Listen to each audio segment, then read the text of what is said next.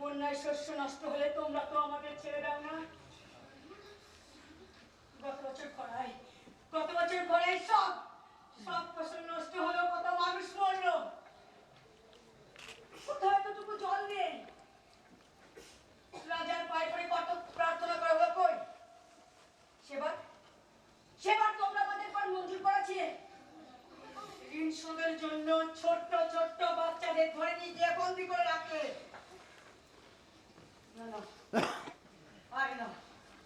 অনেক অনেক অনেক অনেক সহ্য করেছি তোমাদের অন্য অত্যাচার।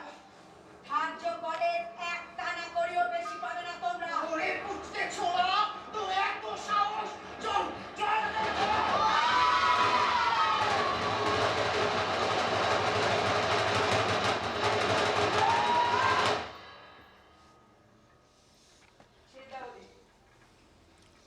ওদের হাতে বাঁধন দুটো খুলে দাও। শোনো, তোমরা রাজাকে গিয়ে বলো যে বেশি জোর জুলুম করলে রাজাকে কিছুই দেওয়া হবে না। চলো সবাই, চল চল।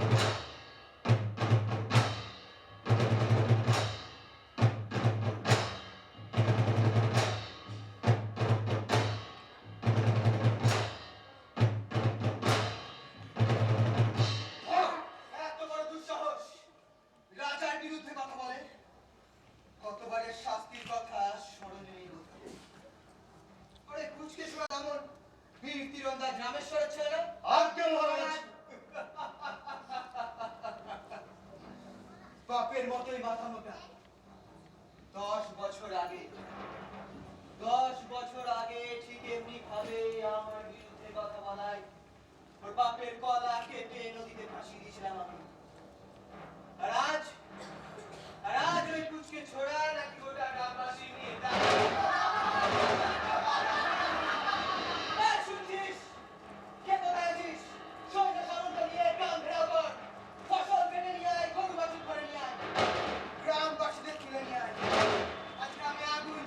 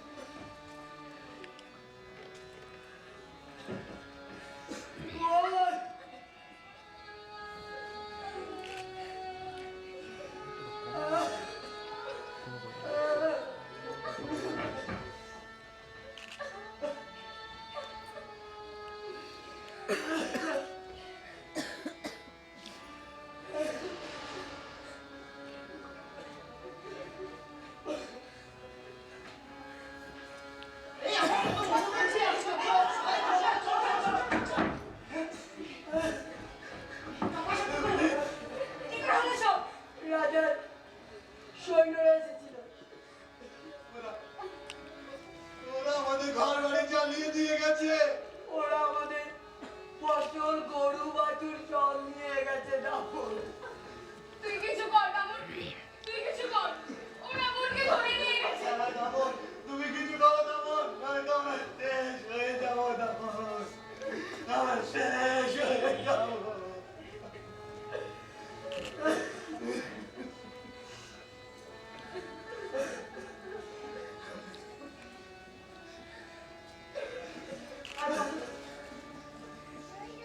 কতদিন সহ্য করবে রাজার অন্যায় অত্যাচার?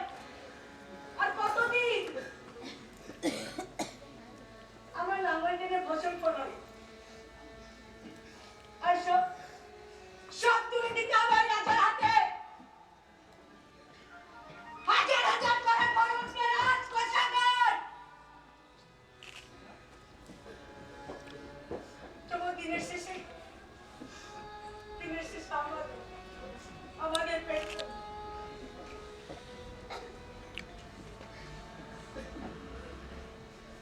না না, আর না।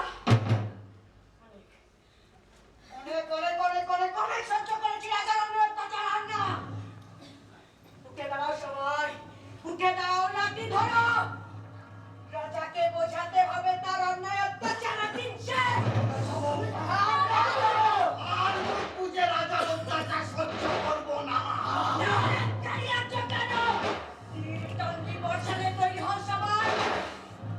রাজাকে তার উচিত শিক্ষা দিতেই হবে।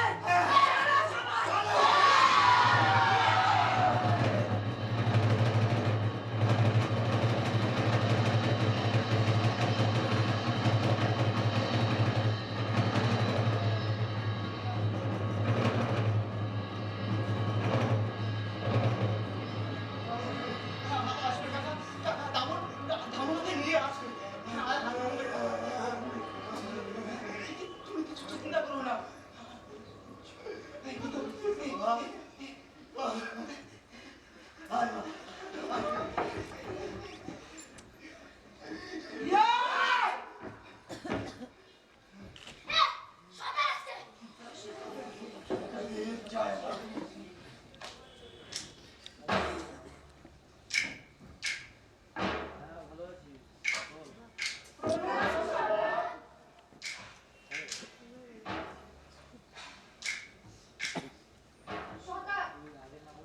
এই রাজা আমাদের উপর প্রচন্ড অত্যাচার করেছে।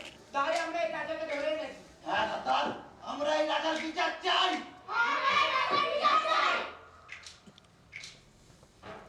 রাজার ধর্ম প্রজাদের পালন করা, প্রজাদের সুখ দুঃখের ভাগিদার হওয়া, কিন্তু রাজা সেই রাজধর্ম পালন করেনি। তাই রাজার উপযুক্ত শাস্তির প্রয়োজন। তোমরাই বলো, রাজার কি শাস্তি হবে? আমরা আর এই রাজাকে চাই না, আমরা এই রাজার মৃত্যুদণ্ড চাই। সর্দার, আমি অন্যায় করছি সর্দার, আমি আমার ভুল স্বীকার করছি, আমায় ক্ষমা করে দেওয়া হোক। না রাজা, তুমি পাপ করেছো, তোমাকে শাস্তি পেতে হবে। তুমি আমাদের ঘর বাড়ি জ্বালিয়ে দিয়েছো। তোমরা আমাদের গ্রামের শান্তি নষ্ট করেছো।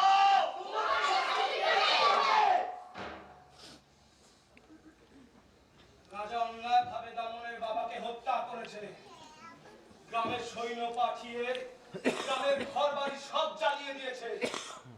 পশু, পাখি, শিশু সব তুলে নিয়ে গেছে। তাই রাজার শাস্তির প্রয়োজন। আর রাজার একটাই শাস্তি, মৃত্যুদণ্ড।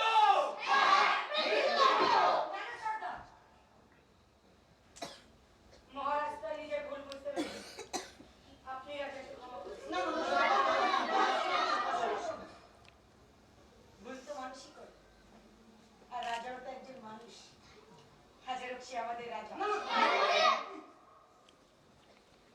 কিন্তু রাজাকে ক্ষতিপূরণ দিতে হবে। এই গ্রামের পুড়ে যাওয়া ঘরবাড়ি নতুন করে তৈরি করে দিতে হবে। রাজাকে কথা দিতে হবে, সে আর জোর জুলুম করে খাজনা আদায় করতে পারবে না। নয়তো দ্বিতীয়বার রাজাকে প্রাণ ভিক্ষা দেওয়া হবে না। তুমি ঠিকই বলেছো দামন। আমরা সকলে মানুষ, আমরা সকলেই সমান। এই পাহাড়, পর্বত, নদী, নালা এ আমাদের সকলে, এরপর আমাদের সবার সমান অধিকার। রাজা, তোমার অপরাধকে ক্ষমা করা হলো, মুক্ত করে দাও রাজাকে।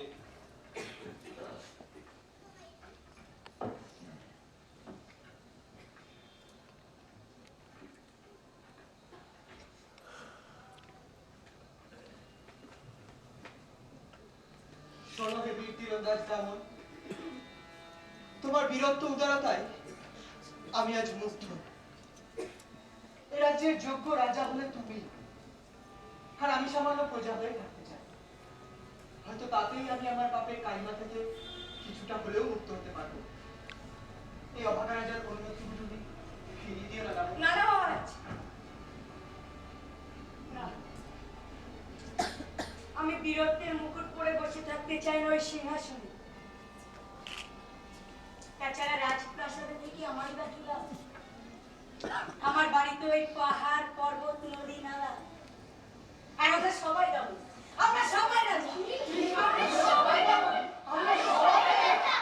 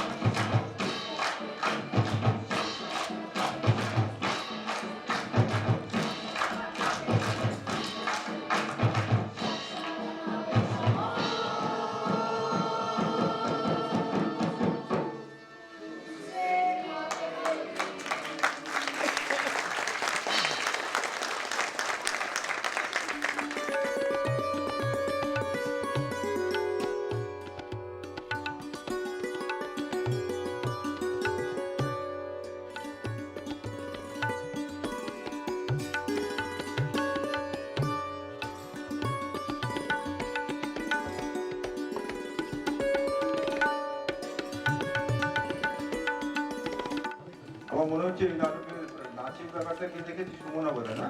হ্যাঁ, আসলে ওরা যখন এই নাটকটা শুভঙ্কর এই নাটককে আমাদের দলে প্রথম লাইভ ডিজাইন করলো, আর এরা সব গত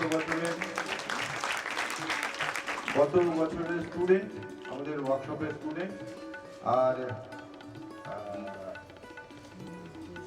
এই নাটকটা যখন ওরা নির্মাণ করেছে সেটা ওরা